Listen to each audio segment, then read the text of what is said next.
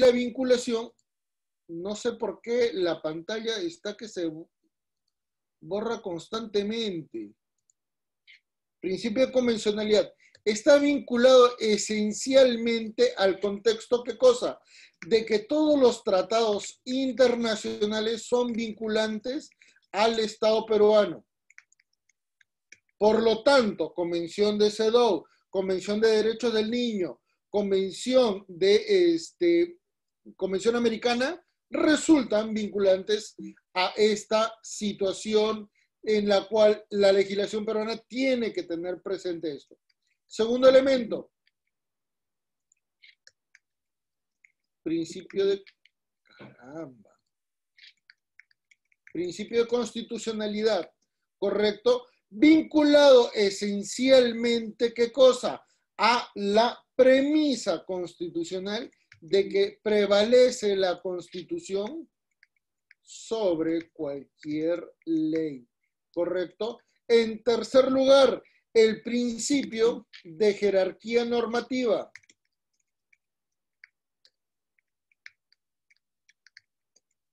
Que en esencia es el principio de legalidad para el caso nuestro, principalmente porque se trata de qué cosa, de regular una situación sumamente particular que va a ser importante en la evaluación de los alcances, porque recuérdese que esta ley 30.364 tiene un contenido procesal tanto en el desarrollo de medidas cautelares como de medidas de protección, que a veces no logran ser definidos correctamente por la práctica judicial dentro de la perspectiva procesal, ¿correcto?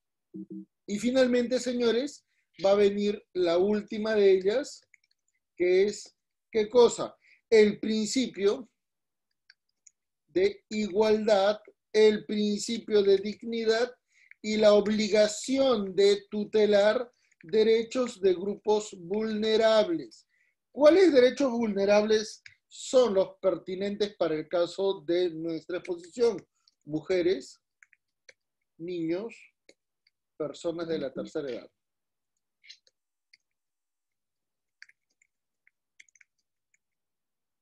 ¿Correcto? Varones en este sentido no están incluidos, ¿correcto? Vean entonces que estos principios van a estar vinculados en una especie de orden sobre lo que vamos a desarrollar a continuación, porque luego vamos a tener que analizar el contexto en el ámbito de violencia. Entonces, el análisis del contexto de violencia social, familiar, en nuestro país tiene que ser evaluado en una justa interpretación y justa vinculación respecto de algunos elementos que van a ser sumamente referenciales, ¿correcto? Cuando nosotros estamos hablando normalmente de una situación de violencia familiar, y la vamos a detallar acá, como una premisa absolutamente básica, violencia familiar, siempre solemos entender que esta violencia familiar solamente va a estar vinculada, ¿qué cosa? A relaciones de conflictos de pareja, ¿correcto? Pero ¿cuál es el conflicto de pareja? Normalmente siempre se vincula a una condición de relación matrimonial,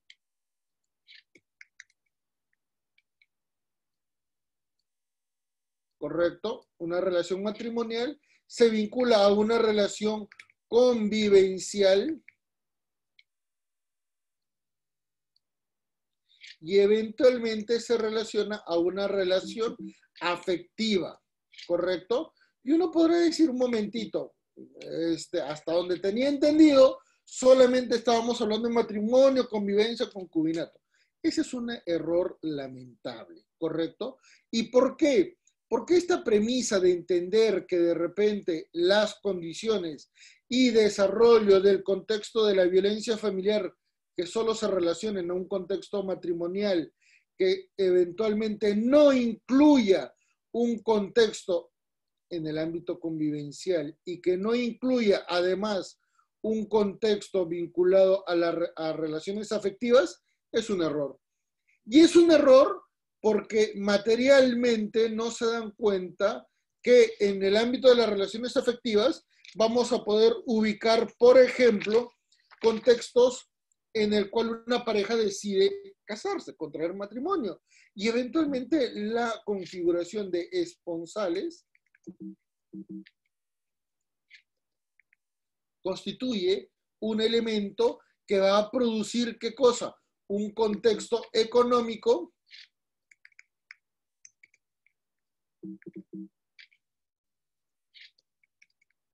sobre el cual el análisis del daño va a tener que ser analizado ¿por quién? Por efectivamente el contexto, ¿qué cosa? Judicial. Por lo tanto, nótese que en esta perspectiva también es una situación de violencia familiar, como también es una situación de violencia familiar la que se produce en el contexto de convivencias cuando normalmente la pareja que actuó de buena fe no conoce que eventualmente hay, ¿qué cosa? Una relación paralela.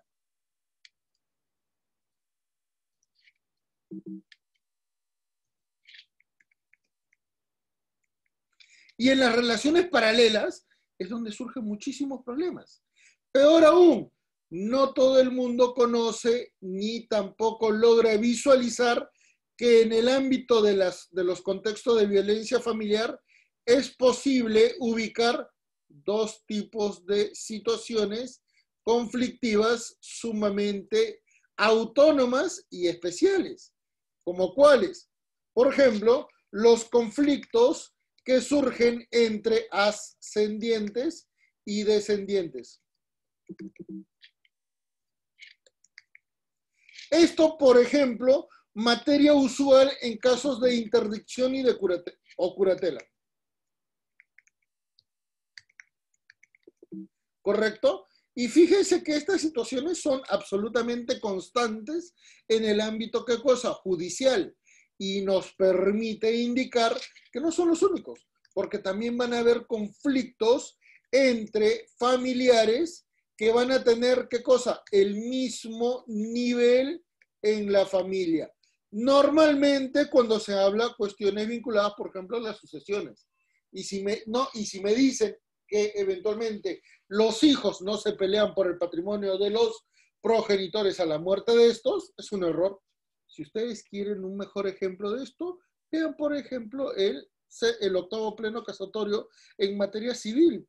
Y se van a dar cuenta que las partes procesales, demandante, demandado, son en realidad medio hermanos. Y esto es muy común. Entonces, la violencia familiar, no toma en cuenta esto. La violencia familiar solamente centra, ¿qué cosa? En un contexto de ley al ámbito de la relación matrimonial. Y ese es un pequeño defecto que no logra visualizar correctamente a las otras. No estoy diciendo que lo niegue, no estoy diciendo que no los atienda, solo que la ley está vinculada esencialmente en un contexto totalmente diferente, ¿correcto? Esto es absolutamente...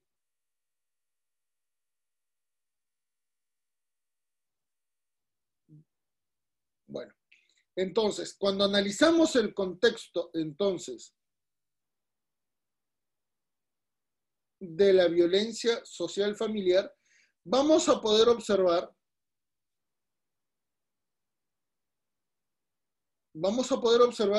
todo un panorama absolutamente diferente en el cual van a darse cuenta que solamente el contexto de la violencia familiar va a estar vinculada a este nivel. ¿Y por qué?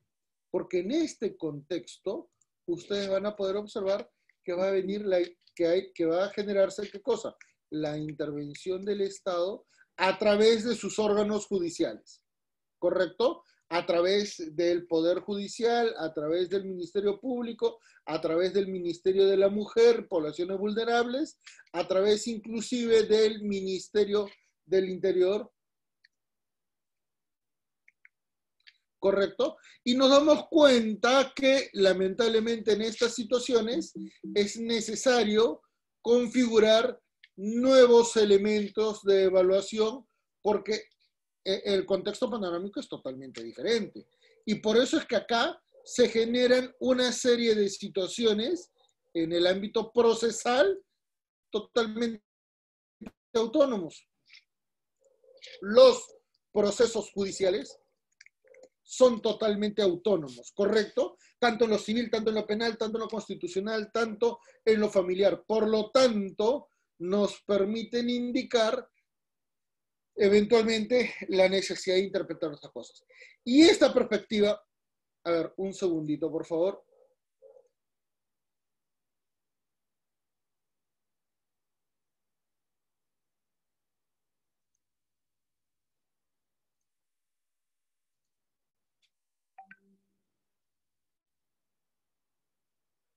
¿Ya? Que este ámbito es absolutamente, ¿qué cosa? Vinculado al contexto de una situación absolutamente, ¿qué cosa? Pública. Hay una referencia al contexto público, ¿correcto? Porque ya interviene el Estado. Y además, esta referencia al contexto público es totalmente distinto al que se desarrolla en el ámbito, ¿qué cosa? En el ámbito preliminar, porque hasta este momento el Estado no interviene. Y acá hay un quiebre y hay una fisura que necesitan entenderla y comprenderla. ¿Y por qué? Porque mientras el Estado no intervenga, todo lo que se genera en este ámbito es absolutamente, ¿qué cosa? Una cifra negra.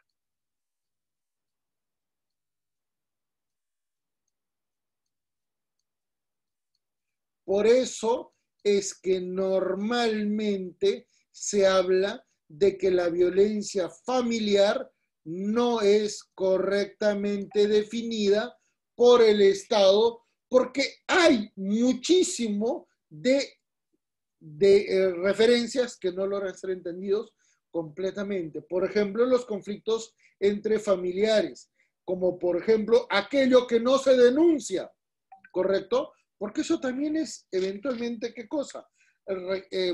Considerado dentro de este panorama. Situaciones no denunciadas o demandadas. ¿Correcto? Por lo tanto, véase que esto es absolutamente ajeno a una realidad judicial. Y por eso es que es absolutamente importante entender que el contexto familiar, ¿correcto? El contexto familiar sobre el cual vamos a desarrollar nuestra referencia, las relaciones familiares, van a generar tres estadios totalmente distintos entre sí sobre la base de un mismo, ¿qué cosa? Patrón de referencia. Por lo tanto, tenemos que considerar que este continuo tiene que ser entendido en tres dimensiones totalmente independientes entre sí. ¿Y por qué? Porque en primer término vamos a hablar de los contextos en los cuales se analiza las condiciones íntimas. Las, ¿cómo decirlo? Las condiciones tanto personales como íntimas en la pareja solo les corresponden a estos individuos, ¿correcto? Por lo tanto, va a ser absolutamente importante entender que sobre esta base no intervienen terceros, no intervienen otros individuos, y esto es absolutamente imposible de manejar, ¿correcto? Por eso es que normalmente en este tipo de referencias ocurren, ¿qué cosa? Las situaciones de adulterio, las situaciones de infidelidad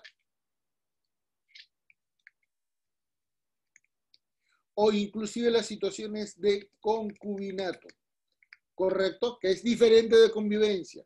Vean entonces que esta primera referencia va a ser complementada con otro elemento mucho más amplio que va a considerarse, ¿qué cosa? En un contexto totalmente diferente, porque acá ya analizamos el contexto privado. Por lo tanto, en este contexto, las personas ejecutan una interacción en la cual también pueden participar otros individuos, ¿correcto? Que pueden ser terceras personas, como también los propios miembros de la familia. ¿Estamos? Y en esta perspectiva es absolutamente importante de detallar. Hay muchísima diferencia entre una convivencia propia y una convivencia impropia, ¿correcto? En este ámbito, la convivencia propia es porque ambos actúan de buena fe y cumplen con las condiciones de ley.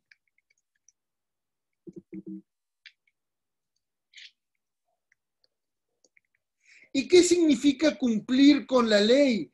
Implica necesariamente entender que esta convivencia no tiene impedimento matrimonial, los individuos no tienen impedimento matrimonial, y también que los individuos ya tienen 2 años de convivencia pública pacífica y hacen cohabitación.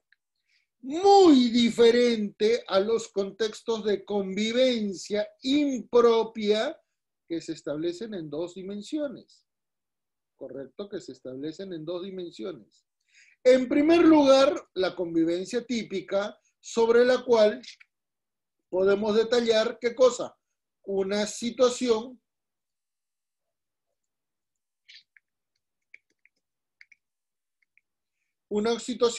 donde uno actúa de buena fe y la pareja actúa de mala fe, ¿correcto? En otras palabras, hay un impedimento matrimonial, pero la parte que actúa de buena fe no lo sabe. Y hay un gran detalle.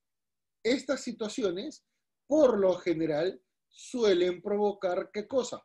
El perjuicio a una parte.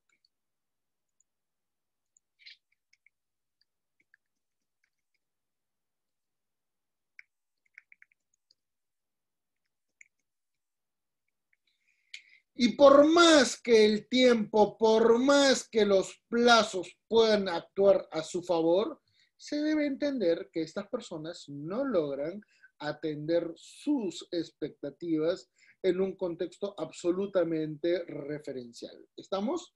Viene en otro término, ¿qué cosa? La convivencia,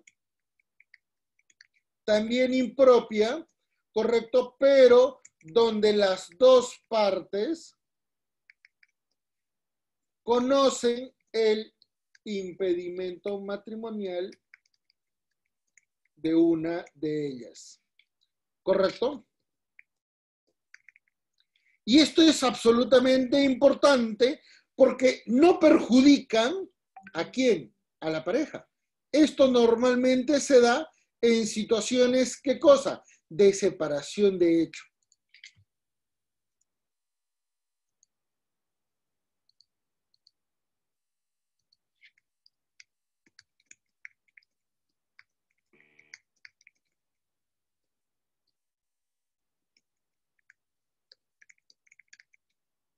¿Correcto? Vean entonces que estamos hablando de referencias que normalmente no se suelen indicar, y sobre esta base es importante entender que estas relaciones familiares normalmente han estado vinculadas y entendidas solamente a las condiciones matrimoniales. Y ese es un error absolutamente grosero, un error de la ley y también de la práctica jurídica. ¿Correcto? se suele entender que solamente las relaciones matrimoniales cuentan con un nivel de tutela. ¿No es así?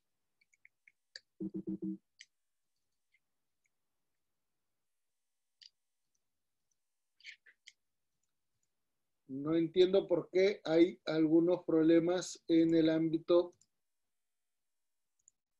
de la redacción.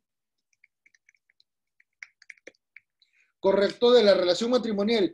Y de forma implícita también se reconoce a la convivencia propia en esta determinación de condiciones. Pero hay un gran detalle. Cuando hacemos mención de violencia familiar, la violencia familiar, tal como lo habíamos indicado, solamente detalla ¿qué cosa? Una condición de perjuicio en este ámbito.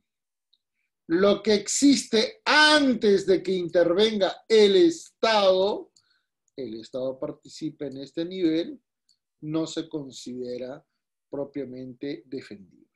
¿Correcto? Y es un error porque normalmente en situaciones de violencia familiar va a ser posible, ¿qué cosa? Detallar que un solo hecho,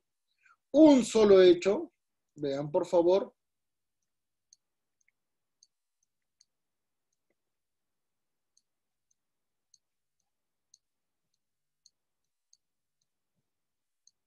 puede provocar situaciones totalmente distintos desde una perspectiva, por ejemplo, en el ámbito del derecho civil.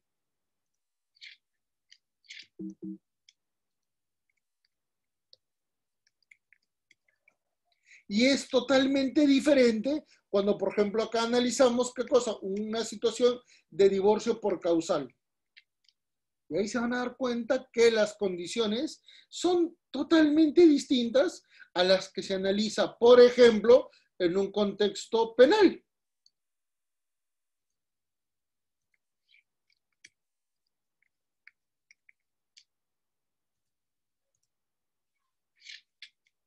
¿Y por qué? Porque en este proceso penal se pueden analizar lesiones en todas sus dimensiones, atentados contra la vida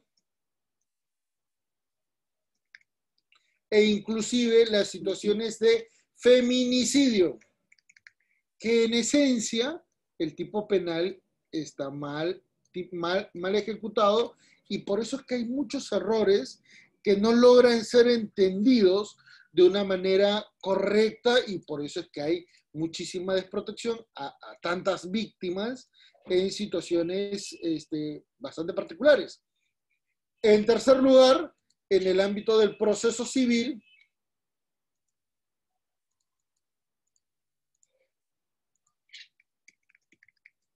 pero en el ámbito familiar, ¿correcto? Sobre la base de la cual, por ejemplo, las medidas de protección tienen que entenderse desde una perspectiva de la naturaleza jurídica. La naturaleza jurídica de esos actos de medidas de protección nos van a permitir entender que hay una inmensa brecha de interpretaciones que deben ser configurados correctamente. ¿Y por qué? Porque es muy distinto también a lo que se ejecuta en el ámbito del proceso constitucional.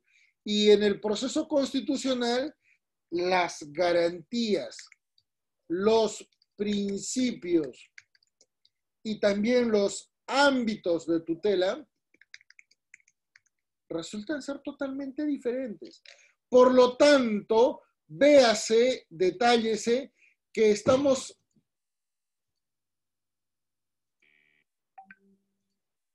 ante una situación totalmente diferente que nos permite indicar, señores, esto es totalmente distinto en cada una de estas etapas. Y esto es grave, porque al final de cuentas, el proceso judicial tiene una sola naturaleza. El ámbito procesal tiene que ser entendido desde una perspectiva totalmente distinta. Y por eso vamos a tener que analizar qué cosa. En una siguiente etapa, el tercer punto. Y este tercer punto nos va a vincular al análisis del contexto procesal que tenemos que entender en esta evaluación de nuestra ley, ¿correcto? ¿Y por qué? Porque, por ejemplo, vamos a analizar respecto de los sujetos. Y respecto a los sujetos tenemos que entender lo siguiente. Una cosa distinta son, ¿qué cosa? Los sujetos que son parte procesal y otra muy distinta son las personas que intervienen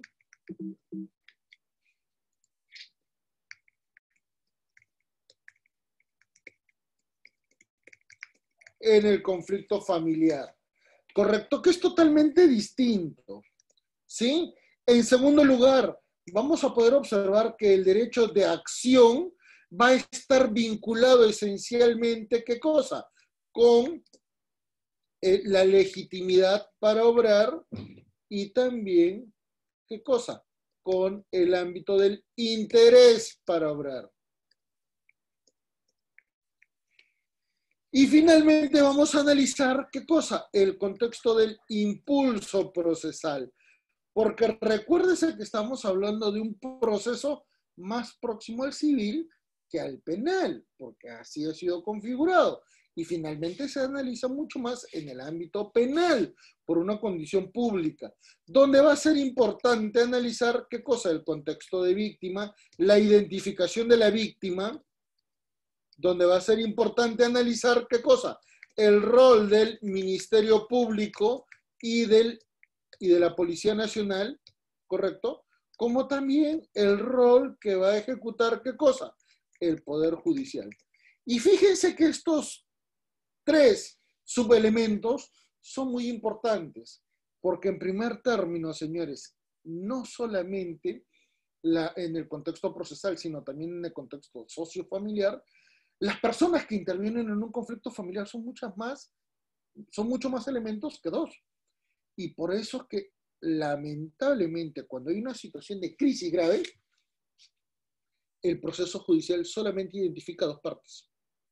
Y no toma en cuenta que eventualmente hay varias partes que cada una pueden defender sus propios intereses. Y esto es porque, de alguna manera, las reglas, por ejemplo, de acumulación, las reglas de litisconsorcio, no logran entenderse correctamente en esta perspectiva. ¿Estamos? El derecho de acción también resulta sumamente particular, porque en esta perspectiva, por ejemplo, podríamos decir, y detallamos, ¿y los niños? Los niños en esta perspectiva, los niños y adolescentes, ¿logran tener participación real?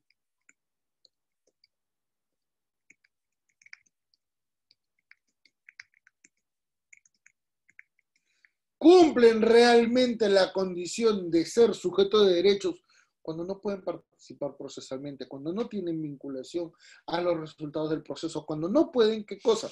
Coadyuvar, porque inclusive hasta la misma participación de un menor, de un niño, de un adolescente en el trámite de un proceso judicial es totalmente diferente.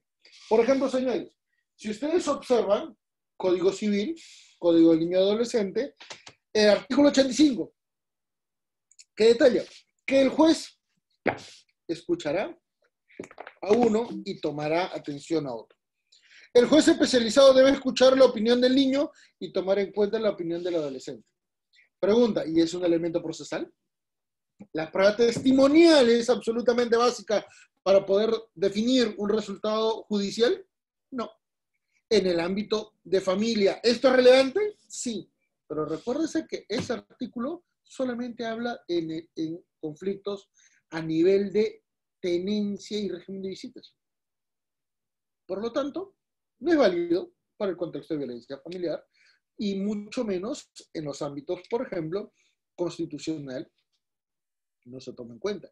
Muy a pesar que, por ejemplo, en el ámbito de la jurisprudencia vamos a poder tener ¿qué cosa? Referencias que van a ser sumamente representativas, como por ejemplo la sentencia del Tribunal Constitucional, el 502-2018, proceso de habeas corpus, o eventualmente el caso 587-2018, proceso de habeas corpus, en el Tribunal Constitucional, ambos vinculados, por ejemplo, a la participación procesal de los hijos del matrimonio Ollantumala en el trámite penal seguido contra sus progenitores. Y eso es referencial, ¿eh? Y más referencial si es que nosotros analizamos, por ejemplo, el caso familia Pacheco Tineo contra Bolivia del año 2013, en el cual los niños, según Corte Interamericana de Derechos Humanos, fueron considerados sujetos de derecho y que podían intervenir en este proceso porque finalmente se atentaba contra sus propios derechos desde una perspectiva en la que se había afectado a los progenitores. Por lo tanto, el contexto procesal no es tan eficiente como nosotros lo podríamos evaluar o considerar si es que lo analizamos desde una perspectiva, ¿qué cosa? Del contexto de familia. Y esto es absolutamente importante porque nos va a permitir decir, caray, acá estamos hablando de un proceso que es absolutamente diferente al contexto social, al contexto de las relaciones familiares. Y eso es cierto, señores. Lamentablemente, en este nivel, una cosa es hablar del conflicto familiar y otra muy distinta es hablar de un conflicto procesal. ¿Correcto? Y vean, por favor, estas referencias. En el ámbito del conflicto judicial, vamos a poder observar que en la perspectiva penal, que en la perspectiva civil, que en la perspectiva familiar o en la perspectiva constitucional, el proceso se va a basar esencialmente, ¿qué cosa? En dos sujetos, las partes procesales, ¿correcto? Solamente intervienen dos sujetos, las partes, ¿qué cosa? Procesales. Y en este sentido, entiéndase que acabamos de analizar a una parte procesal y acabamos de analizar a otra parte procesal. ¿Correcto? Y esto es absolutamente referencial porque nos permite indicar, y esto es realmente cierto, y esto normalmente logra entenderse, y cómo entonces podríamos explicar, por ejemplo, algunas patologías, como por ejemplo el efecto Doppelganger,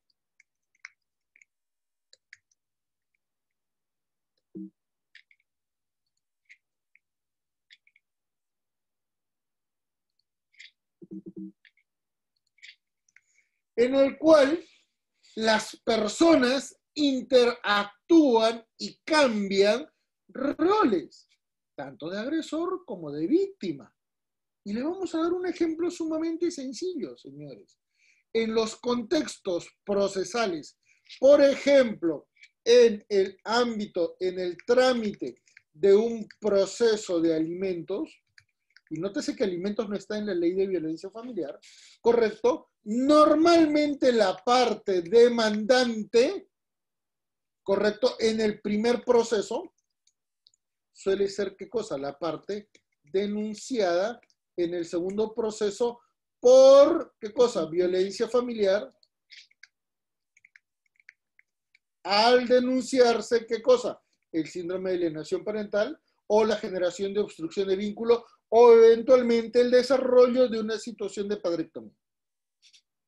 La misma víctima que en un primer proceso era considerada parte débil, definitivamente en una segunda instancia no logra tener el mismo perfil y por lo tanto es, ¿qué cosa? Condicionada a actuar agresivamente contra la pareja.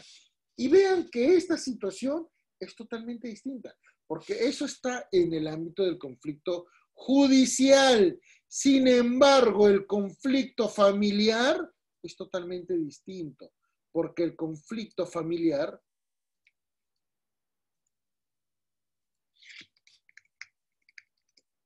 es distinto. Y acá tiene una gran perspectiva, porque el conflicto familiar, en primer término, ¿qué cosa? Involucra situaciones que pueden ser objetivas, subjetivas, como temporales y atemporales. ¿Correcto? En otras palabras, literalmente puede ser de varias cosas, de varios niveles y de varias implicancias, y lamentablemente en este punto no hay una alternativa única, ¿correcto? Involucran a varias personas y en diferentes niveles y en diferentes circunstancias.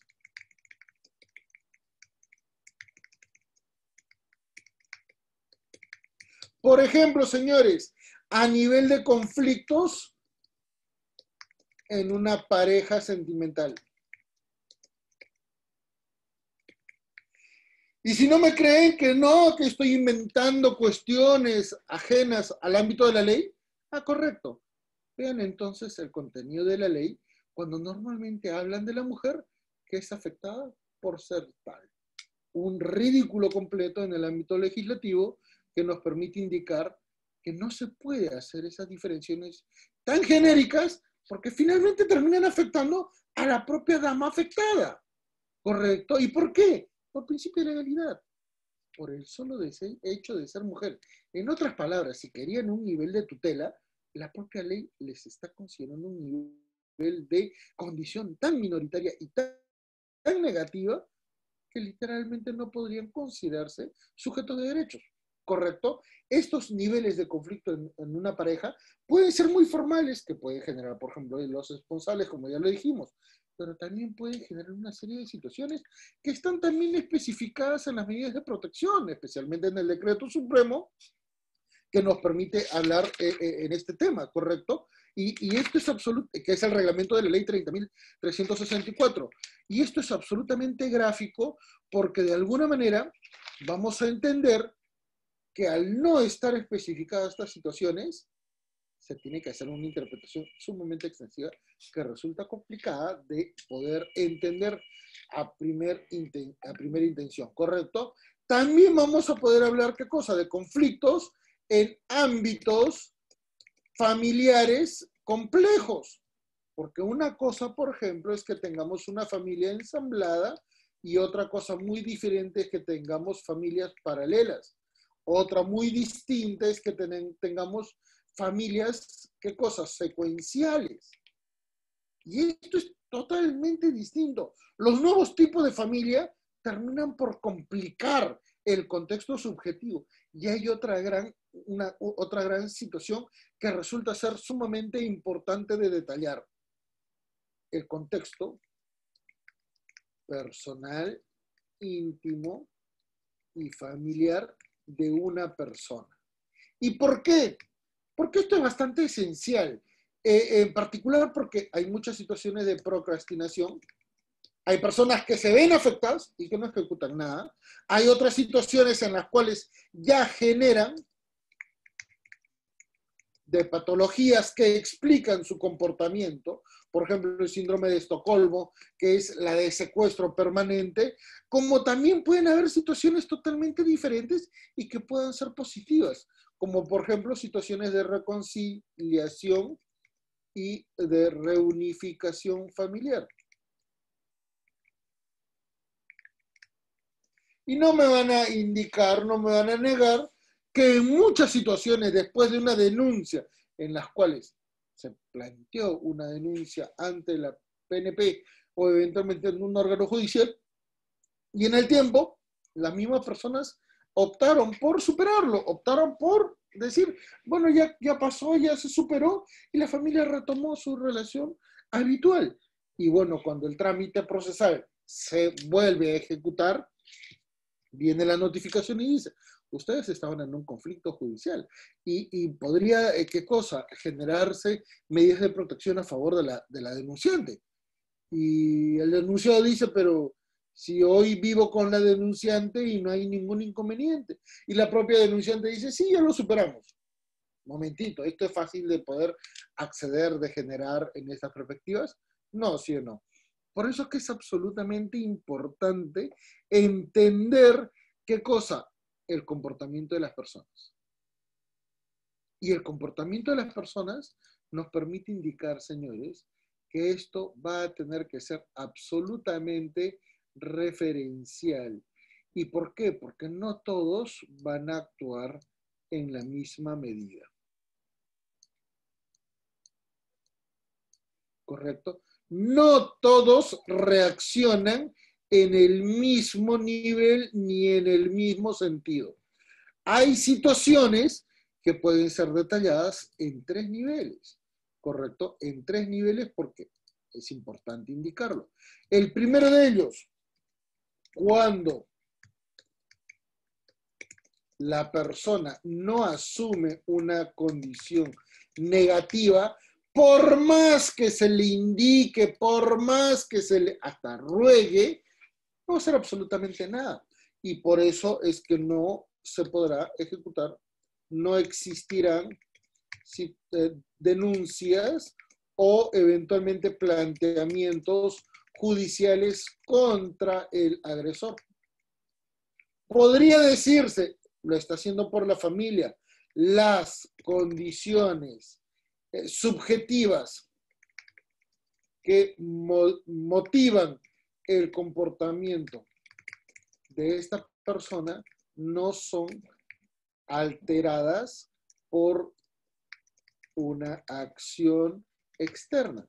Por lo general no les importa, ¿correcto? Y esto es absolutamente referencial. Y no estamos hablando de una situación eventualmente de abuso total. Estamos hablando de que de repente ponderan otros elementos, como por ejemplo la protección de la familia, como también ponderan, ¿qué cosa? El hecho de estar enamorados. Y no me van a permitir mentir en este sentido cuando, por ejemplo, pueden observar que una persona enamorada literalmente acepta cualquier barbaridad de la pareja. Y eso es una patología. Y por eso que en este nivel es importante entender qué cosa, el alcance de las evaluaciones psicológicas. En particular, porque esto podría servir de instrumento a terceras personas para poder cuestionar su propia capacidad frente a un agresor. Por ejemplo, muchos abuelos, y hablo abuelos porque hay nietos, muchos abuelos observan que uno de sus familiares, generalmente la hija, está con una persona que la agrede, que la maltrata, que la humilla y que, bueno, constantemente hay manifestaciones de violencia física. Si estas personas pudieran evaluar la capacidad real de su propia hija, podrían determinar qué cosa, que existe una patología y esa patología las hace qué cosa, seres incapaces. Y al no poder ejecutar con verdadera discreción sus derechos, se podría plantear qué cosa, una acción de curatela o de tutela, en particular para poder alejarla de la persona que le está generando un daño. ¿Correcto? Y esto es absolutamente distinto a aquellas situaciones en las cuales, en segundo término, no se conoce el verdadero alcance de los derechos y de las expectativas de tutela de derechos, que son totalmente distintos, ¿correcto? La expectativa sobre la materialización de derechos en muchos casos deriva de una percepción del derecho natural para poder extender lo que está detallado en la legislación. Y en estas situaciones, lamentablemente, podríamos tomar en cuenta, ¿qué cosa? Que hay un límite natural en el acceso a la justicia. Y ese límite natural no es del sistema, es de la propia persona.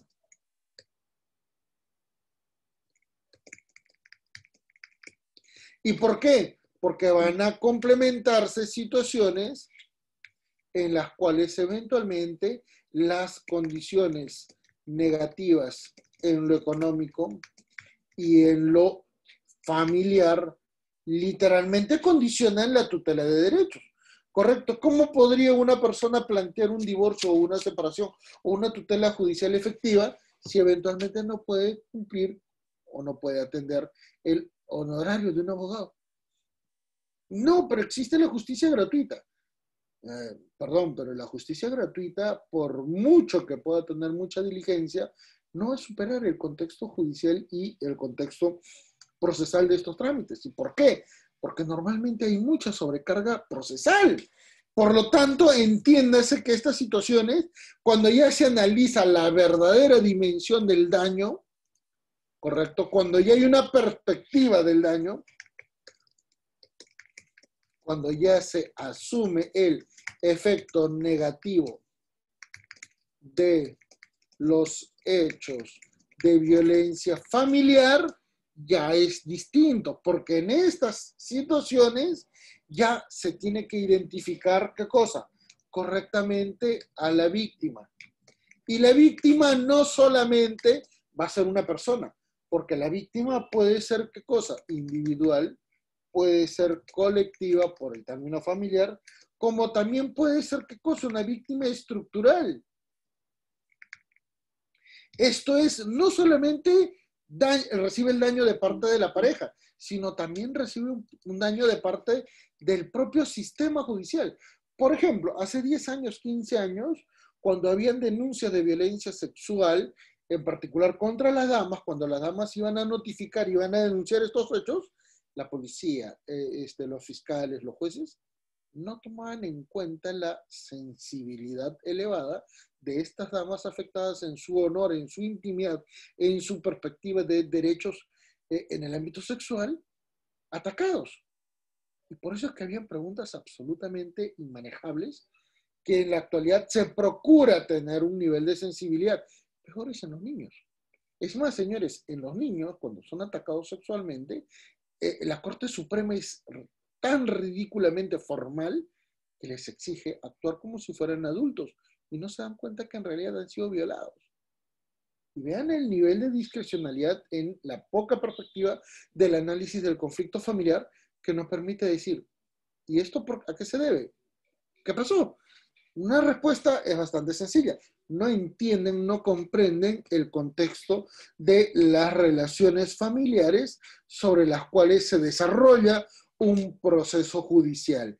¿Correcto? Por lo tanto, entiéndase qué cosa, que tenemos que evaluar ya en un cuarto y quinta etapa, ¿qué cosa?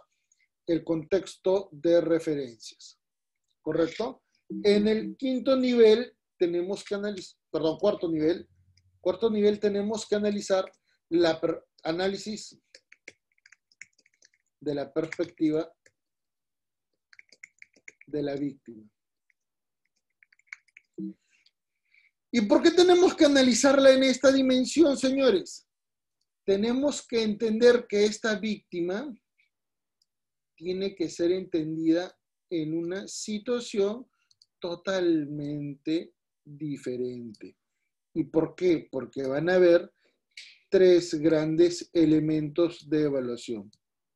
¿Correcto? 3 grandes ámbitos de evaluación. El primero de ellos, señores, mujeres. Y peor aún, la ley dice como tales. Por el solo hecho de ser como tales. ¿Qué quiere decir? Ni siquiera las propias feministas indican correctamente esto, y ese es un error, porque le quitan la dignidad a una mujer, porque una mujer más que mujer es una persona con derechos, y ese es el concepto puro de los derechos fundamentales. Por lo tanto, quitarle eso es un error. Niños y adolescentes, los cuales son sujetos de derechos, pero que no participan en un proceso judicial, ¿correcto? Y esto es absolutamente importante de detallar porque nos permite indicar, ¿qué cosa? Que tenemos que entender al tercer grupo que va a ser absolutamente detallado, ¿correcto? Y ese tercer grupo que va a ser detallado, ¿quiénes son? Personas de la tercera edad. Esa es la víctima según nuestra ley 30.364. Varón no está. No importa si el varón es el agredido, el varón no está.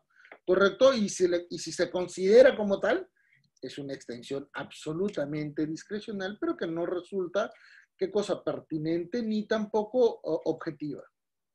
En el quinto lugar, vamos a analizar las garantías.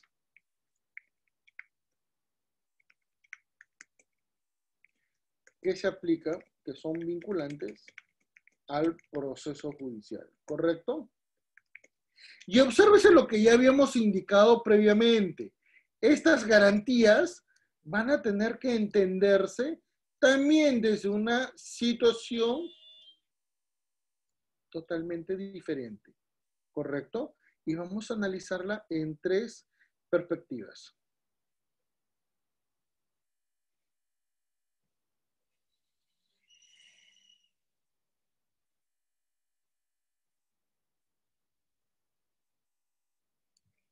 Correcto, en tres perspectivas. La primera de ellas, porque vamos a tener que tener en cuenta, ¿qué cosa? Que la accesibilidad de la justicia tiene que entender, por ejemplo, el ámbito económico. Muchas personas no pueden pagar ni siquiera una tasa judicial, ¿correcto? El factor tiempo. Si ustedes creen que un proceso judicial es temporalmente eficiente, por favor, lean correctamente el octavo pleno casatorio y se van a dar cuenta que un proceso puede durar del 2012 al 2020. Y es más, no solucionar el problema material, ¿correcto? Y a una condición de socialización. ¿Qué implica? El conflicto familiar es un conflicto humano. Por lo tanto, se tiene que entender en esa dimensión, en esa perspectiva, ¿correcto? Y esto también nos va a indicar, ¿qué cosa? Que las condiciones vinculadas al debido proceso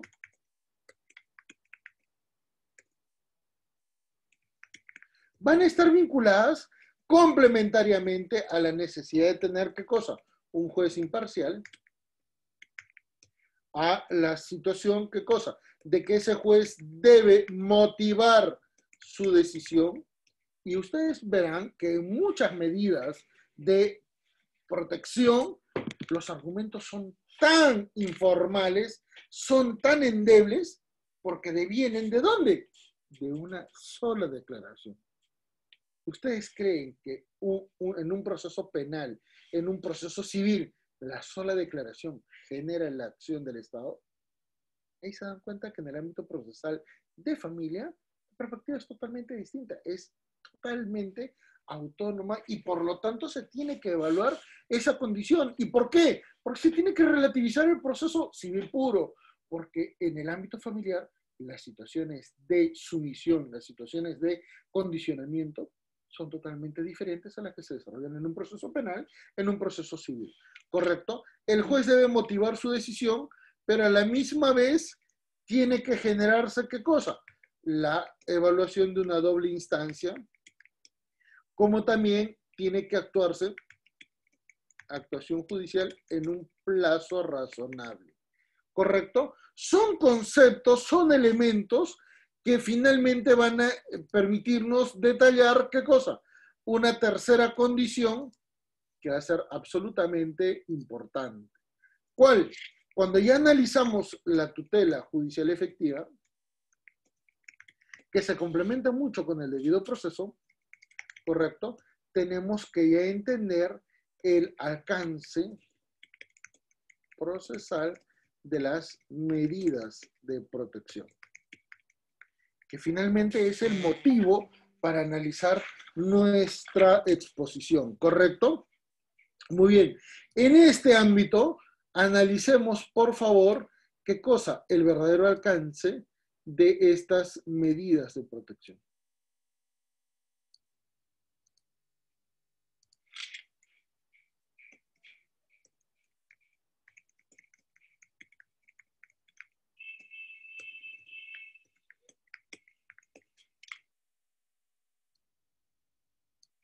¿Correcto?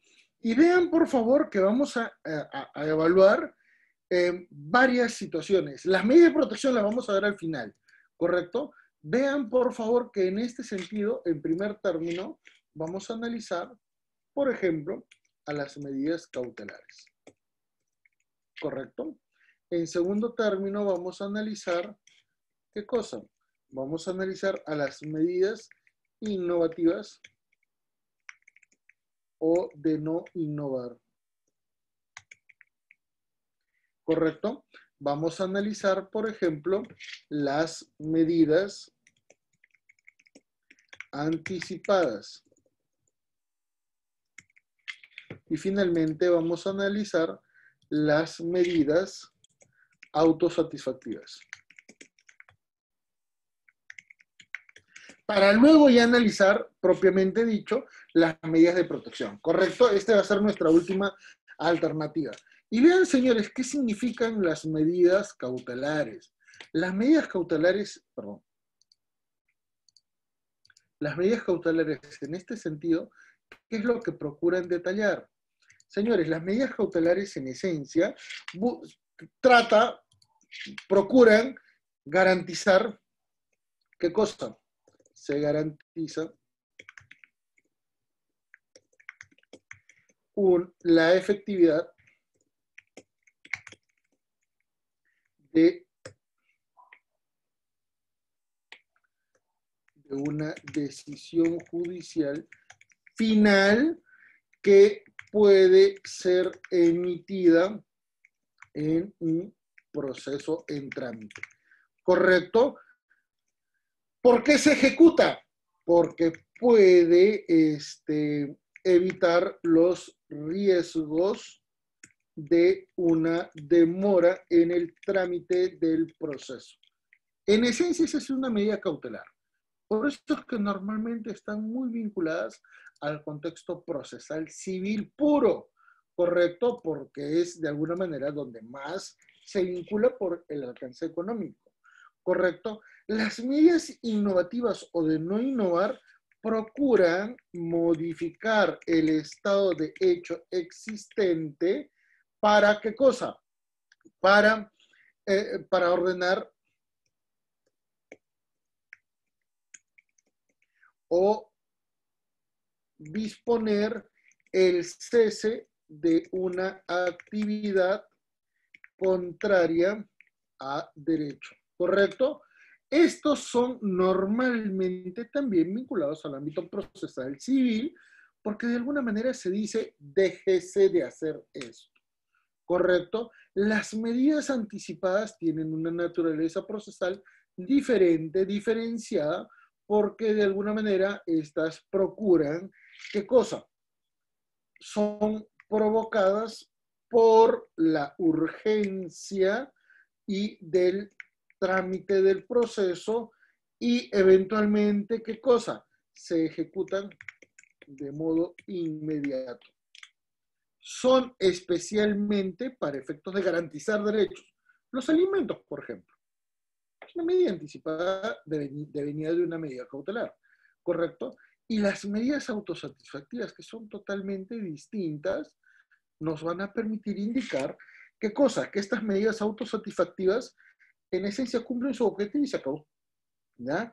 ¿Por qué? Porque de ejecutarse,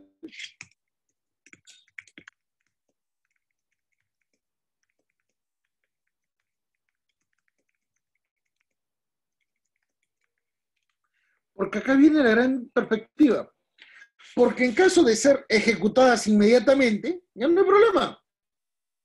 Por ejemplo, señores, en caso de violencia familiar, el varón está golpeando, maltratando, está literalmente haciendo muchos actos de violencia física contra la pareja, contra la mujer. Si la mujer en un acto de defensa absolutamente puro y proporcional a los hechos agarra un sartenazo y se lo tira a la pareja que le está agrediendo y lo noquea, se acabó. Se acabó. Cesó el contexto de violencia familiar. Evidentemente después la señora puede denunciar. No hay ningún inconveniente. Pero esa violencia ya cesó. ¿Correcto? Y esto es absolutamente diferente. Por eso es cuando vamos a analizar ya propiamente como punto E, pero además lo vamos a analizar en forma individual, vamos a tener en cuenta qué cosa. El contexto de una medida de protección para poder analizar su verdadero alcance, ¿correcto? Medida de protección. ¿Y qué cosa es una medida de protección conforme a nuestra ley?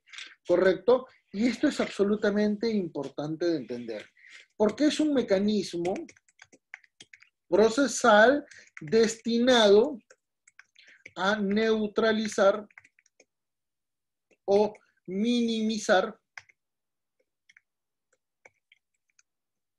los efectos nocivos de la violencia que se estaba ejecutando, ¿correcto? Asegurando la tutela de derechos a la víctima. Y esto también se vincula mucho porque esto está fundamentado en la ley 30.364 más su reglamento, el decreto supremo, ¿qué cosa? El 009-2016, ¿correcto? Y muy bien, esto es absolutamente importante. ¿Y por qué? Porque van a existir, ¿qué cosa? Dos etapas. Y ahí viene el error de esta ley, que no toma en cuenta que estamos hablando de un mismo hecho, pero lo divide en dos instancias muy diferentes, ¿correcto? La primera de ellas es donde se dictan las medidas de protección y normalmente corresponden, ¿qué cosa? A los juzgados de familia, que como no existen en todo el país, normalmente son juzgados mixtos, son juzgados de paz. ¿Correcto? Pero su alcance también lo pueden hacer ellos. Finalmente, en la segunda etapa viene ¿qué cosa? De imposición de sanciones, en donde vamos a analizar ¿qué cosa? Que esta etapa está a cargo de los órganos jurisdiccionales en materia penal. Y además en dos niveles, ¿correcto? La primera de ellas, porque se ejecuta una etapa de investigación, y en la segunda etapa se ejecuta una etapa de juzgamiento. ¿Correcto? Y véase, por favor, que estos alcances resultan ser tan elocuentes que al final lo que se procura, ¿qué cosa es? Se va a procurar vincular al menos unas 7 situaciones en las cuales va a tener que regularse una situación muy derivada del ámbito judicial. ¿Correcto? ¿Cuáles van a ser estas 7 situaciones procuradas esencialmente por la ley? Ay. Vamos a escribirlo nuevamente, ¿correcto?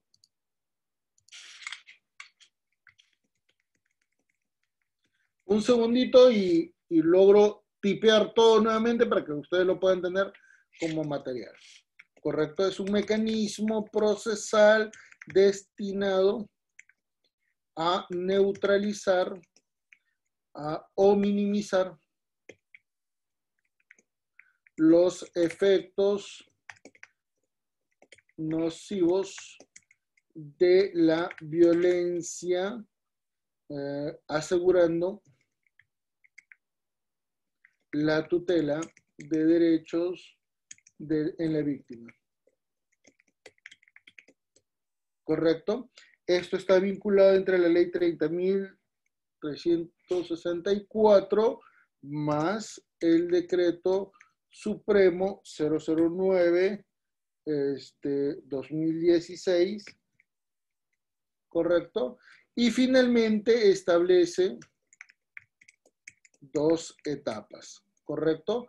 La primera de las etapas es donde se dicta la medida de protección a cargo de juzgados de familia. O eventualmente donde existieran los juzgados mixtos, civiles o de paz, ¿correcto? Y en segundo término, cuando se impone una sanción a cargo de un juzgado penal, donde se desarrollan dos situaciones particulares. La etapa de investigación, ¿correcto? La etapa de investigación y la etapa de juzgamiento, ¿correcto? Y esto finalmente se va a buscar 7 referencias particulares. 7, y las vamos a detallar en particular uno a uno. El retiro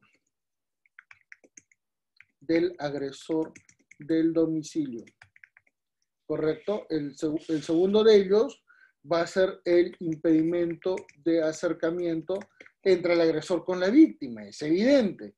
La disposición de prohibición de comunicaciones. En todo nivel, ¿eh? No solamente las personales, en todo nivel.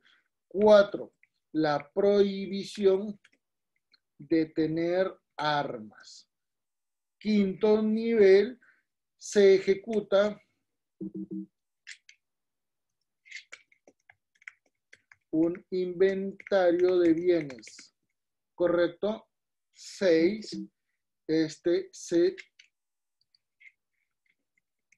se dictan acciones paralelas al caso en evaluación para proteger a la víctima. ¿Correcto? Y esto es absolutamente importante porque la última es que se ejecutan, ¿qué cosa? Se ejecutan pericias para determinar el daño. Porque luego viene su trámite, ¿correcto? Pero hay una gran pregunta, señores. En estas situaciones de evaluación, el retiro del agresor del domicilio viene a generar una pregunta. ¿Y a dónde va ese agresor? A la ley no le importa. En el impedimento de acercamiento y los hijos no son parte procesal. ¿Cómo intervienen en este contexto? No intervienen, pues. En el ámbito de las prohibiciones de las comunicaciones. ¿Y qué sucede si es que la pareja decide retomar su relación afectiva? ¿Hay algún tipo de sanción ante las partes que eventualmente van a generar esta referencia? Y ahí nos damos cuenta que, por ejemplo, cuando vemos se ejecuta un inventario de bienes, ¿para qué? ¿Acaso se ordena, se dispone la ejecución de un divorcio? ¿Qué sentido tiene? Entonces la ley no logra entender correctamente el contexto de conflicto familiar, que estamos detallándolo en esta diapositiva, y nos permite entonces plantear la parte final de nuestra exposición. Señores, en el ámbito del desarrollo de estas referencias de una medida de protección ante violencia familiar, es importantísimo entender y comprender que estamos ante referencias que necesitan ser evaluadas desde una perspectiva absolutamente interdisciplinaria, transversal, pero a la misma vez, ¿qué cosa? Vinculada a una sensibilización del caso, pero también desde una para evaluar diligentemente estas referencias. ¿Y por qué? Porque en esencia hay muchos vacíos en el ámbito procesal, en el ámbito de la ley 30.364, y vacíos que eventualmente pueden provocar, ¿qué cosa? Una situación absolutamente complicada de manejar, porque nos vamos a dar cuenta que el conflicto familiar tiene totalmente otra perspectiva de evaluación en lo procesal que el ámbito del conflicto civil puro, donde no es lo mismo entender una situación de violencia familiar cuando, por ejemplo, se evalúa una situación de desalojo o la obligación de un pago económico, ¿correcto? Porque son temas totalmente distintos. Por lo tanto, estas medidas de protección tienen que ser entendidas en su dimensión procesal y nos damos cuenta que estas medidas están hechas principalmente desde una perspectiva del legislador, pero no desde una perspectiva absolutamente procesal. Y nos permite entonces concluir, ¿qué cosa? Con que las medidas de protección expuestas en la ley 30.364 no pueden tener una naturaleza procesal vinculada a lo cautelar, ni tampoco a las medidas anticipadas, porque no es una medida genérica, ni tampoco es una medida autosatisfactiva. No, no, no, tiene su propia naturaleza y por lo tanto va a ser sumamente particular a cada caso en concreto, porque el gran inconveniente está en que estas medidas de protección se generan por la sola declaración de una persona y a veces sin una declaración o sin elementos objetivos que pudieran validar su posición, en particular para la generación de otros elementos probatorios, ¿correcto? Por lo tanto, es una forma general de tutela de las personas que trata de garantizar la integridad física de la víctima, pero que en términos procesales objetivos no la alcanza. Entonces, estas situaciones nos permiten detallar la inmensa importancia que tenemos para poder entender el verdadero alcance de las situaciones de violencia familiar y que de alguna manera nos permiten exponer una perspectiva totalmente distinta a la que tradicionalmente se detalla, porque muchos creen que los casos de violencia familiar se solucionan con la ley. Y eso no sucede, pues eso es un error absoluto y es absolutamente incongruente con nuestra realidad. ¿Correcto? Entonces, si eventualmente existen algunas dudas, tenemos unos 10 minutitos para poder responder. Encantado de poder responder cualquier inquietud.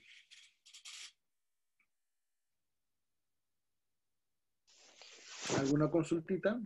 Gracias, doctor. Informar a los participantes que pueden hacer su consulta reactivando su micrófono o también a través del chat del Zoom.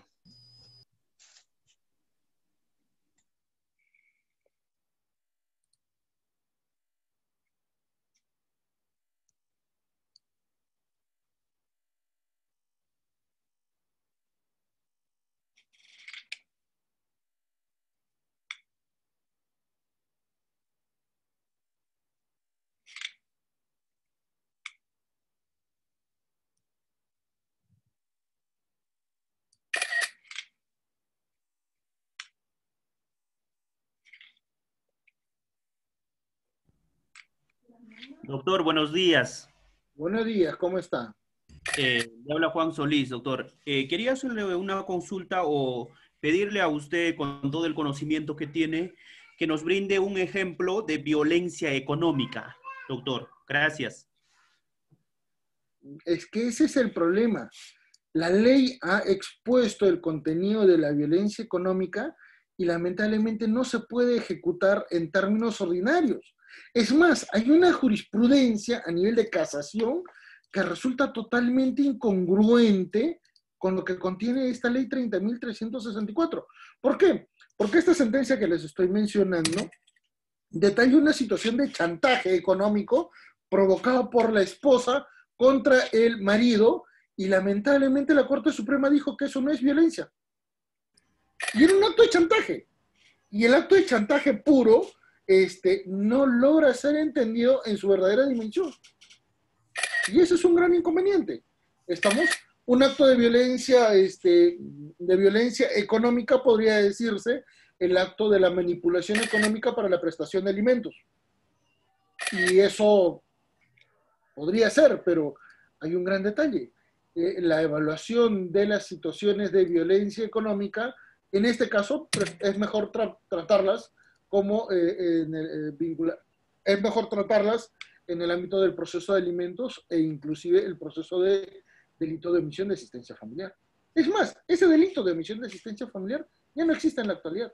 ¿Y por qué no va a existir en la actualidad? Porque véase solamente los contenidos del Decreto Supremo 008-2020 y también el alcance del Decreto Legislativo 1457, que elimina literalmente el concepto del proceso judicial de alimentos porque hace inviable la pena, porque sencillamente se pueden ejecutar acciones resarcitorias y pago inmediato para evitar la condena.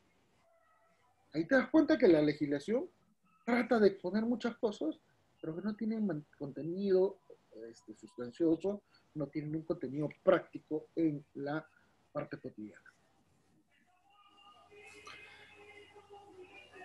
Doctor. Gracias, doctor, gracias. Doctor, buenas tardes.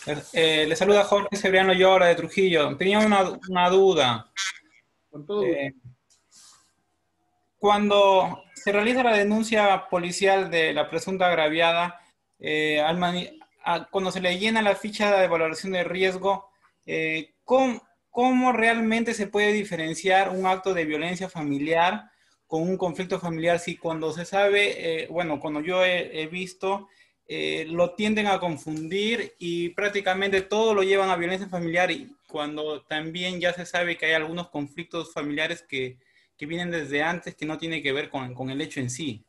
Entonces quisiera que nos aclare ello. Esa es una pregunta muy buena, y yo permítame responderle con una pregunta. Doctor, ¿usted en su familia ha tenido problemas? ¿Ha tenido conflictos? Sí, doctor, en realidad todos tenemos, creo, conflictos familiares. Es inevitable. ¿Usted se la ha pasado toda la vida planteando medidas de protección? No, doctor. Hay muchísimas situaciones que son denuncias absolutamente falsas y que es absolutamente notorio. Le voy a dar un caso. Hay un personaje cómico bastante gracioso que es uno que siempre sale en la prensa por actos de violencia familiar. Ay, se me fue el nombre. Uno bien delgadito. Quique Suero. Quique Suero. Quique Suero fue cuando en un momento en los casos de violencia familiar se dispuso que todo acto de denuncia de violencia familiar era detenido inmediatamente. Quique Suero no pasa 50 kilos y su esposa, bueno, pesaba un poquito más de 80 o 90 kilos y era mucho más grande, ¿correcto? Y Quique Suero es detenido. Y Quique Suero, cuando sale del auto patrullero, porque inmediatamente se notaba que estaba totalmente afectado por el licor y de repente por drogas, y él detallaba ante la prensa con toda sobriedad y decía: me están acusando de querer matar a mi mujer, pero esa señora estaba a 100 metros de distancia mío. Y él decía: mírenme a mí, ¿cómo yo la podría matar a la distancia? ¿Qué cosa? Telepáticamente. Y tramitaron esa denuncia y le pusieron medidas de protección a la señora. Y la señora literalmente era el doble de Quique Suero. Y yo pregunto, en la evaluación y en el llenado de esas fichas de valoración, ¿realmente es objetivo? ¿Usted cree que esa ficha de valoración pudiera tener ese mismo valor en un proceso penal, en un proceso civil? No, ¿sí o no? No, en realidad no. Ahí se dan cuenta que hay deficiencias, pues. Y la gran pregunta es, ¿y por qué no la dicen? Yo tengo bastantes amistades que son fiscales y me dicen: Manuel, 90% de mi carga procesal literalmente va a archivo.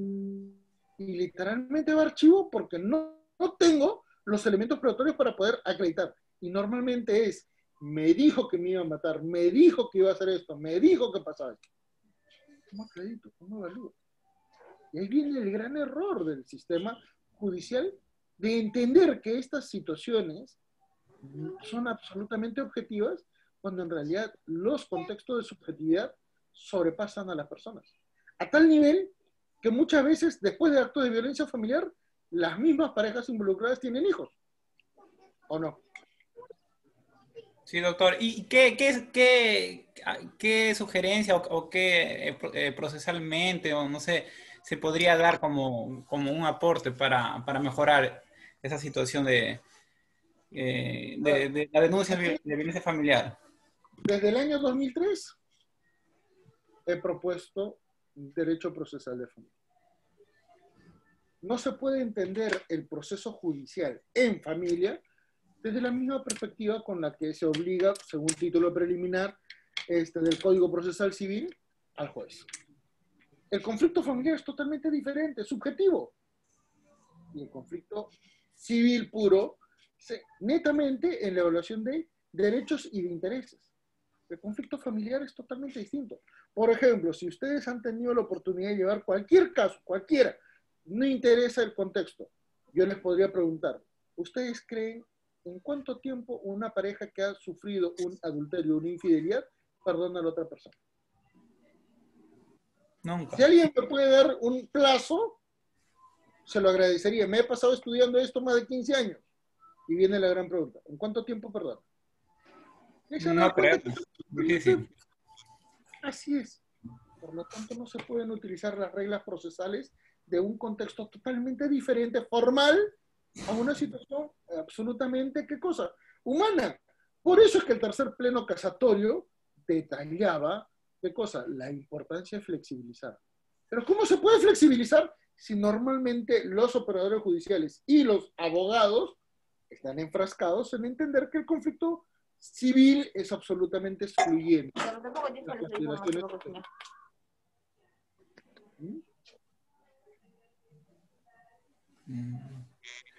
O sea, el abordaje sería el problema, doctor, ¿no? ¿Cómo lo abordan el delito de violencia familiar, ¿no? Así es, así es. Por ejemplo, doctor, ¿cómo tratar una situación? Por ejemplo, Juan está matando, Juan es mi puño y María es el librito, ¿correcto? Intento de feminicidio. Yo no le he querido matar, yo solamente le he querido golpear. Intento de feminicidio, ¿sí o no? Ni siquiera hay una evaluación de lesiones o eventualmente de atentado contra la vida. No, es de feminicidio de frente. ¿Correcto? Primer error. Segundo error, esa víctima de feminicidio, ¿usted alguna vez ha visto que una víctima de feminicidio, que se ha salvado evidentemente, ha planteado el divorcio? No, ¿sí o no? Es más, si quiere plantear el divorcio, tiene que presentar la sentencia de feminicidio para recién hacer su divorcio. ¿Lo hace? ¿Para qué si hace este paro? El proceso está mal. Y no es culpa del juez, no es culpa del psicólogo, no es culpa ni siquiera de los abogados, es culpa de la ley. Y porque la ley cree que seguimos en 1984. Y ese es el error. Muchas gracias, doctor. Encantado. Doctor, buenas tardes. William Hola, Cruz. buenas tardes. Hola. Buenas tardes, doctor. Sí, ¿cómo está, doctor Carolina? ¿Cómo está, doctor? Mucho gusto. Excelente su exposición, doctor. Doctor, le quería hacer bueno, más que sí, me gustaría que haga una precisión respecto de la ley. En el artículo 7 de la ley 30.364 habla de sujetos de protección de la norma. Cuando hace alusión a sujetos de protección de la norma, hace una relación detallada de quiénes serían los sujetos que estarían protegidos por esta ley, ¿no? Sin embargo, no hay cierta precisión. Por ejemplo, cuando dice, ¿no?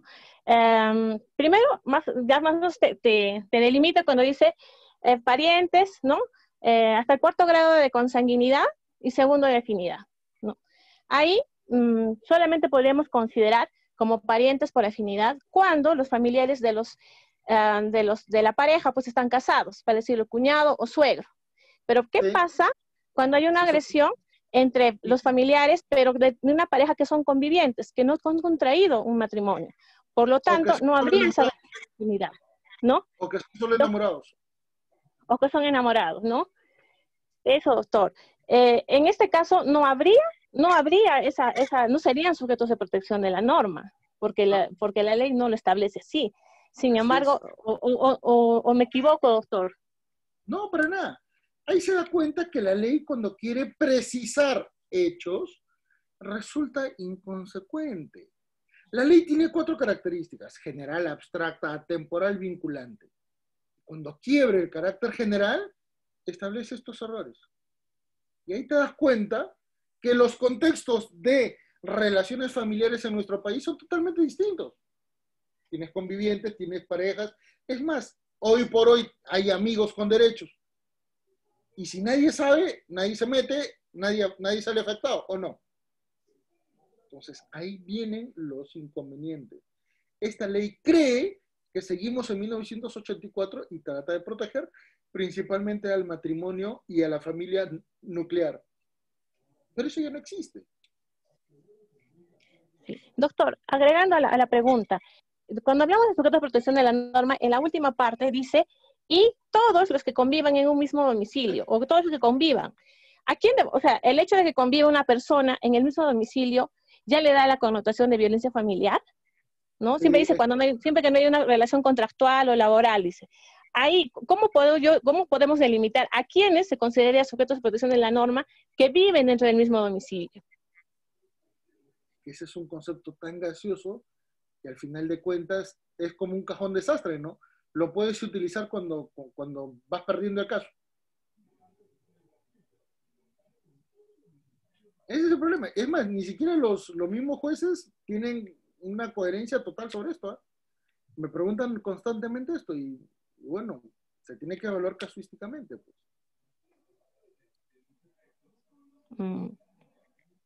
Doctor, pero en este caso, digamos que yo quisiera favorecer, ¿no? En los familiares de la conviviente. Digamos que se pelea la hermana de la conviviente, ¿no? Con la suegra, ¿no? o con tu padre. Pero en este caso viven en el mismo domicilio, pero no son sujetos de protección de la norma porque no alcanzan el grado de afinidad, pero por el hecho de vivir en un mismo domicilio podrían ser sujetos de protección de la norma. Ya incluyen. Y eventualmente podrían decir, esto no es violencia familiar porque recién convivimos 2 semanas. No interesa. La ley está. Y ese es el problema de la ley. Dice al final todo y nada. Pero doctor, yo no lo podría interpretar, yo no pienso, ¿no? No lo podríamos interpretar mejor desde ese punto de vista, de que todos los que convivan dentro del domicilio, pero siempre y cuando haya una relación de familia. Podría ser, de repente no alcanza el 4º grado de consanguinidad, podría ser un primo lejano, podría ser un familiar muy lejano que no alcanza, pero es familia. De alguna manera tengo un vínculo familiar con esa persona. ¿Ahí no podría considerar? Sí, yo le apoyo en ese sentido porque recuerda que ese primo lejano sigue siendo familia. Porque recuerda que ese es el concepto de familia extendida. ¿Correcto? Le voy a dar un ejemplo. Mire, piso 1, los abuelos. Piso 2, eventualmente los hijos. Y en el piso 3, los nietos. ¿Correcto? Una misma vivienda. Y en este caso, vienen los hermanos de la conviviente, del nieto. Y estos hermanos se meten en una borrachera con los hermanos, con el nieto, y al momento de retirarse del hogar, son alojados 1 semana, 2 semanas porque han venido de visita. ¿Correcto? Están viviendo ahí momentáneamente. Producto de la borrachera se pelean con los abuelitos. ¿Violencia familiar? Aparentemente no, ¿no? Así es. Y todo va a cambiar si es que ya viven más de 1 mes, más de 2 meses. ¿Sí o no? Si ya no es una cuestión parcial, sino eventualmente de apoyo. Porque finalmente la hermana de la conviviente le está diciendo, bueno, quédate en mi casa porque ya es su casa también, y puede generar problemas con otro. Ese es el gran inconveniente de manejar subjetivamente una ley. ¿Sí? ¿Y cómo analizar eso? Doctor, buenas tardes, ¿me escucha? Sí, ¿cómo está, doctor Quinde? Muchas gracias, doctor. Felicitaciones por tu brillante ponencia. Doctor, cuando dice que no medien relaciones contractuales del jefe a su empleada, sujeto activo varón, empleada, sujeto pasivo mujer, ahí esta ley no abarca ese ámbito de protección, ¿verdad? Es decir, no se configura. Esa es mi primera pregunta. Y doctor, hay un recurso de nulidad. Escúchame, entrecortado. Ya, le decía, doctor, que la parte de la ley dice siempre y cuando no medien relaciones contractuales, es decir, del jefe, sujeto activo varón, víctima mujer, entonces no se da, no se protege ahí, ¿no, doctor? Ahí no se configura tipo de la 3364, ¿no? Doctor, y hay un recurso de nulidad bastante interesante en el 2030-2019. Que habla un poco de las relaciones asimétricas, ¿no? No sé si... Sí, dígame. Sí, ahí las relaciones asimétricas pueden entenderse desde una perspectiva laboral, pero si es que vemos que hay una condición afectiva, lamentablemente ya no se podrían aplicar las reglas del ámbito laboral, sino las del derecho de familia. Y vienen los grandes detalles. Eso, por ejemplo, se ha desarrollado en... permíteme un segundito. Este año salió este libro en Editorial Pacífico. El chantaje sexual. ¿Ya? Y en este libro yo desarrollo un texto justamente de los beneficios indebidos en ese tipo de relaciones que se detalla en ese recurso familiar. ¿Y por qué? Porque en esencia no hay chantaje sexual ahí. Ahí hay beneficios que normalmente cuando quieren quebrarse, siempre se denuncia supuestamente al acoso. Y en este caso la víctima jamás hubiera podido acceder a algunos beneficios si es que no hubiera aceptado esto de modo libre con el supuesto agresor. Y ese es el gran inconveniente de tratar contextos íntimos, pues. Si los contextos íntimos no se extienden, nadie sabe.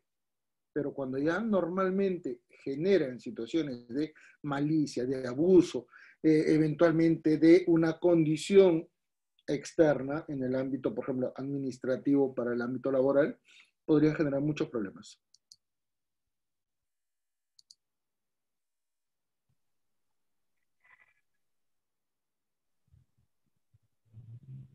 ¿Sí? Muy bien. Estimados señores, ha sido un gusto. Doctor, buenas tardes. Una última pregunta, por favor. Con todo gusto, señor Eric. Buenas tardes. En los procesos por violencia familiar o agresión contra la mujer, se ha estado cometiendo excesos al sentenciar pues, con la sola sindicación de la víctima, y sobre todo que también es común de que ciertas personas, ¿no?, se autolesionen. Sí. Es necesario que se configuren los 5 requisitos que contemple el contexto de violencia, que es verticalidad, ciclicidad, una situación de riesgo a la agraviada, progresividad y el móvil de destrucción o anulatorio de la voluntad de la agraviada. Ese es... Ahí viene un gran detalle. El elemento subjetivo supera esas perspectivas. ¿Correcto? Por ejemplo, señor, imaginémonos, usted es el abogado de Juan Pérez, ¿correcto?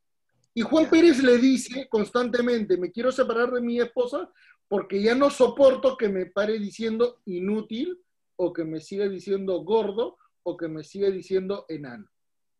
Usted podría decirle, pero, oye, son elementos que al final de cuentas pueden salir de un debate, de una pelea. Bueno, tómalos relativamente.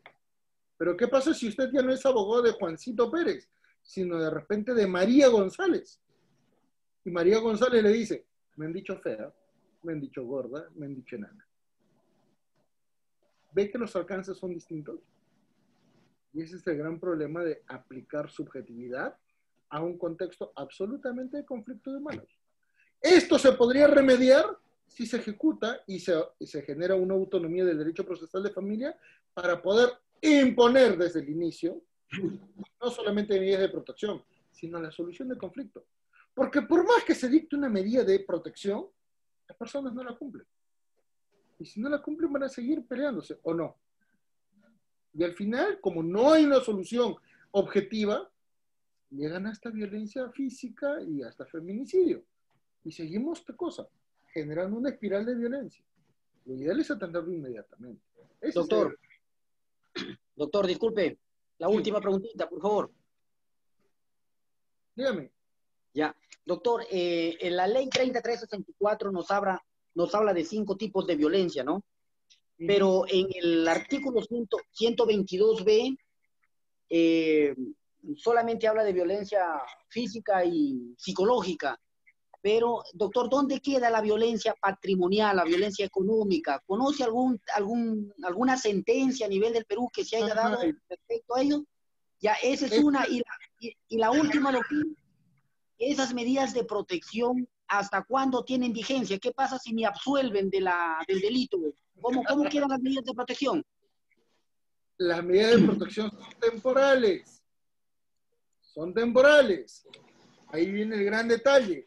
Y recuérdese que su naturaleza procesal es totalmente distinta a una medida cautelar o eventualmente a una medida autosatisfactiva. Son muy referenciales. Por eso es que es importante detallar. Se ha pretendido hacer un recurso procesal y procedimental también eficiente, pero al final ha terminado por provocar mayores problemas, porque inclusive se mezclan jurisdicciones de familia y jurisdicciones penales con situaciones absolutamente procedimentales desde la perspectiva del Ministerio Público, Poder Judicial y también Ministerio del Interior. Y al final ese tremendo problema termina siendo amplificado por las mismas personas, porque al final de cuentas la ley ha cortado muchos mecanismos para atender eficientemente el conflicto, porque ha generado más trabas. La ley, ¿cuándo genera trabas? Cuando genera contextos abiertos en la normatividad. ¿Correcto? O sea que respecto a la violencia patrimonial económica, eso es papel, letra muerta, doctor, ¿no? Toda la ley 30.364 no sirve. No sirve. Y si no me cree, vea el número de víctimas de feminicidio solo en el 2019. Todas las víctimas de feminicidio del año pasado, todas estaban vinculadas a medidas de protección.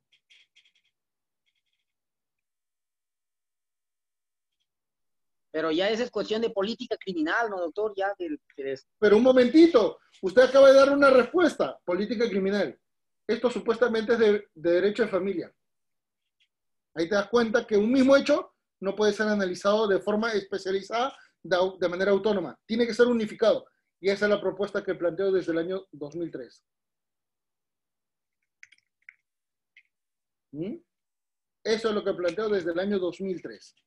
Por eso es que de alguna manera creen que mi discurso contrario al derecho de familia es irracional. Pero en realidad esto no sirve. No logra tener una solución. No logra. Doctor, pero también es que la pena es, claro, si no es muy elevada, pero es draconiana en el sentido de que, por ejemplo, los jueces están obligados a dar pena efectiva acá, ¿no? Aunque sea 1 año, pero ahorita ya están convirtiéndolo a trabajo comunitario, pero anteriormente los penales estaban que se llenaban por este tema de agresiones. Así es, solamente habían presos por violencia familiar.